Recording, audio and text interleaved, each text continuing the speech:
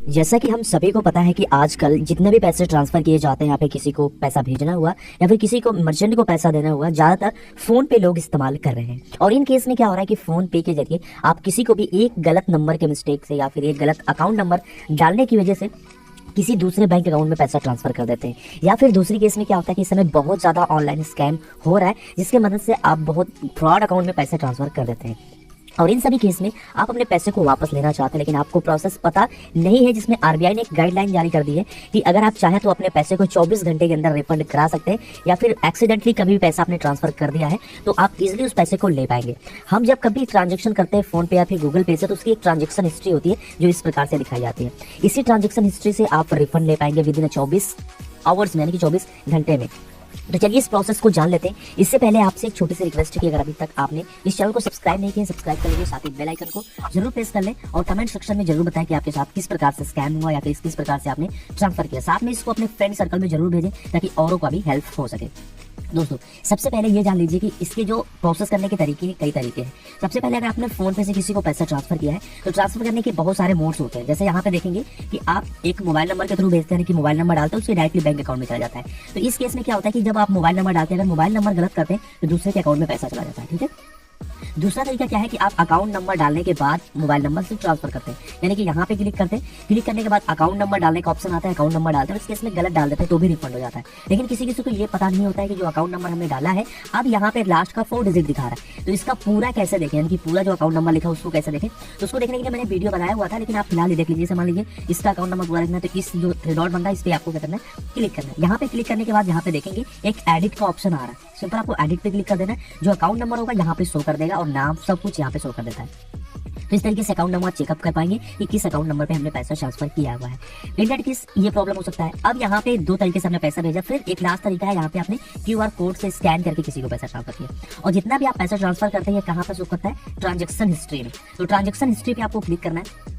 Click करने के बाद अब यहाँ पे आपको देखना है कि आपने किसको पैसा ट्रांसफर किया, फिर किस मोबाइल नंबर में आपने पैसा ट्रांसफर किया है। यहाँ पे देखेंगे, जैसे मान लीजिए इनको मैंने पैसा ट्रांसफर किया है, मतलब मान लेते हैं ट्रांसफर तो किया नहीं, यहाँ पे हमने क्लिक किया। क्लिक करने के बाद यहाँ पे आपको एक चीज जरूर नोट कर लेना है। यहाँ पे देखेंगे एक ट्रांजेक्शन इस तरीके से डिटेल आएगा, ट्रांजेक्शन डिटेल पे क्लिक करना है। क्लिक करने के बाद 2 नंबर आपको शो करा जाएंगे, यहाँ पे ट्रांजेक्शन आईडी और साथ में सबसे मोस्ट इंपोर्टेंट है जो यहाँ पे UTR नंबर। इस नंबर को आपको कॉपी कर लेना है या फिर कहीं पे भी नोट डाउन कर लेना है। नोट डाउन करने के बाद अब यहाँ पे हम फिर से डायरेक्ट हिस्ट्री में आ गए, फिर जैसे मान लीजिए फोन पे आ गए। फोन पे में आने के बाद ये हिस्ट्री पे आप क्लिक कर दीजिए। क्लिक करने के बाद इस पे आ जाइए। यहाँ पे ये पहला स्टेप है, यहाँ पे डालिए जिसको मैंने पैसा ट्रांसफर किया है उस पर हम क्लिक करते हैं या फिर इस पे क्लिक करते हैं। क्लिक करने के बाद यहाँ पे एक हमें ऑप्शन मिलता है कस्टमर फोन सपोर्ट का या फिर कॉन्टेक्ट फोन सपोर्ट, इस पे क्लिक करेंगे। जैसे आप इस पे क्लिक करेंगे कुछ देर तक वेट करेंगे, ये पेज लोड लेगा। ठीक है। यहाँ पे वेट करने के बाद 2 से 3 सेकंड या फिर 5 सेकंड वेट करने के बाद आपके सामने एक नई विंडो देखने को मिलेगी। यहाँ पे इस तरीके का ऑप्शन आ जाएगा, इसमें बहुत सारी चीजें लिखी होंगी। तो इसमें देख सकते हैं लिखा है मेरे खाते में पैसा जमा नहीं हुआ है या फिर कैशबैक संबंध, ये पैसा मेरे बैंक अकाउंट के अंदर आए हुए हैं। अब यहाँ से हम बैक हो जाते हैं। बैक होने के बाद जो हमने पैसा किसी को भेजा उसका चेक करते हैं। तो यहाँ पे फिलहाल हम क्लिक करते हैं। क्लिक करने के बाद फोन पे सपोर्ट पे दोबारा से क्लिक करते हैं। फिर हमारे साथ तो यहाँ पे मैंने बात पहले से की हुई थी, लेकिन आपके सामने फिर दोबारा से इसी तरीके से ऑप्शन आ जाएगा जिसमें देखेंगे गलत अकाउंट में पैसे भेजे। यहाँ पे क्लिक कर दीजिए। क्लिक करने के बाद यहाँ पे आपको एक आपको मैसेज आ जाएगा जिसमें लिखा होगा आई एम सॉरी। और यहाँ पे सबसे पहले कह रहा है कि आप अपना जो रेफरेंस UTR नंबर है उसको आप कॉपी कर लीजिए, गलत अकाउंट अगर क्रेडिट हुआ है। ठीक है। और यहाँ पे सबसे पहले आप बैंक से संपर्क करिए, यहाँ पे गलत खाते में ट्रांसफर किए गए बारे में अधिक जानकारी या फिर UTR नंबर कैसे मिलेगा, ये चीज हमने पहले से बता दिया है। और यहीं पे जैसे आप फर्स्ट टाइम करेंगे तो आपको मोबाइल नंबर यहाँ पे बैंक का दे दिया जाएगा, यानी मोबाइल नंबर ना कहेंगे, लैंडलाइन नंबर होता है जो कि हेल्पलाइन सपोर्ट होता है, उसका नंबर आपको मिल जाएगा। या फिर जब भी आप किसी को पैसा भेजते हैं तो आपको मैसेज में एक नंबर मिल जाता है, उस नंबर पे सबसे पहले कॉल करना है और आपको सब सारी जानकारी दे देना है कि एक्सीडेंटली मेरे से गलती से किसी अकाउंट में पैसा ट्रांसफर हो गया। दूसरा चीज यहाँ से कस्टमर सपोर्ट लेंगे, जैसे मैंने किया वहाँ पे सारा रिक्वेस्ट डाल देंगे, आपका जो वी टोकन है जनरेट हो जाएगा। अब यहाँ पे आने के बाद आप सब अब क्या करेंगे, डायरेक्टली अब आपको UTR नंबर लेना है और एक एप्लीकेशन लिखना है। एप्लीकेशन जो कि आपको स्क्रीन पे अब दिख रही है, इस तरीके से एप्लीकेशन लिखना है और वहां पे एप्लीकेशन में UTR नंबर जरूर मेंशन करना है। और ये डायरेक्टली आप अपने बैंक मैनेजर से संपर्क करेंगे।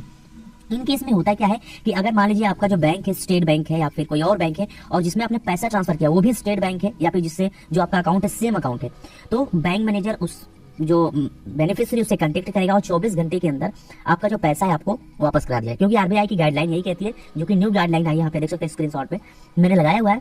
आरबीआई गाइडलाइन ये कहती है कि अगर आपने एक्सीडेंटली किसी को पैसा ट्रांसफर कर दिया है तो विद इन 24 आवर्स आपके बैंक अकाउंट के अंदर वो पैसा रिफंड करा दिया जाएगा। लेकिन उससे पहले आप अपने बैंक मैनेजर से जरूर संपर्क करेंगे, साथ में लिखित एप्लीकेशन जरूर देंगे। फिर दूसरे केस में क्या होता है कि अगर आपका बैंक दूसरा है और जिसमें पैसा ट्रांसफर किया उसका बैंक दूसरा है, तो क्या करेंगे, इस केस में क्या होगा कि आपका जो बैंक अकाउंट है, आपका जो बैंक है वो संपर्क करेगा दूसरे बैंक से, उसके बाद उस बैंक से कुछ कॉन्टेक्ट करेंगे, उसके बाद इस पैसे को आने में 15 दिन का मैक्सिमम समय लग सकता है। उसके बाद बातचीत होने के बाद अगर आपको लगेगा या फिर बैंक को लगता है कि सच में आपने पैसा ट्रांसफर किया है तो आपको जो रिफंड है 15 दिन के अंदर कर दिया जाएगा। ठीक है। अब इसमें एक कंडीशन और होता है जो कि आपको जानना बहुत जरूरी है, इसमें एप्लीकेशन लिखित ही दीजिए ताकि बैंक को भी कोई प्रॉब्लम ना हो। जैसे कि अब बात करते हैं कि जैसे क्यूआर कोड से आपने पैसा किसी को ट्रांसफर कर दिया और आपको पता नहीं है कि बैंक कौन सा है, तो डायरेक्टली अपने बैंक से संपर्क करिए। वहां पे जाने के बाद क्या होगा कि आप अपना यूटीआर नंबर देंगे, फिर ट्रांजेक्शन में उनके शो करता है कि किस अकाउंट में पैसा ट्रांसफर किया है, किसके द्वारा किया गया है, तो वहां से आप उसकी डिटेल को प्राप्त कर सकते हैं कि किस बैंक में हमने संपर्क किया था या फिर किस बैंक में हमने पैसा भेजा है। तो वहां से आपकी सारी डिटेल मिल जाएगी। उस डिटेल को लेने के बाद आप एप्लीकेशन लिखिए, बैंक मैनेजर से संपर्क करिए और वहां पे एप्लीकेशन दीजिए और आपका जो प्रॉब्लम है विद इन 48 आवर्स में रिफंड कर दिया जाएगा डायरेक्टली अपने बैंक अकाउंट के अंदर।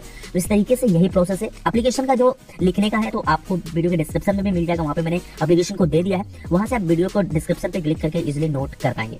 तो आशा है ये वीडियो अच्छे समझ में आएगी। वीडियो अगर पसंद आई हो तो लाइक कर दीजिए, चैनल पे नए हैं तो सब्सक्राइब करके बेल आइकन जरूर प्रेस करें ताकि जैसे कोई न्यू वीडियो अपलोड हो तो उसकी नोटिफिकेशन आपको सबसे पहले मिलती रहे और आप वीडियो देख पाए सबसे पहले। तो मिलते हैं नई वीडियो में एक नए वीडियो के साथ।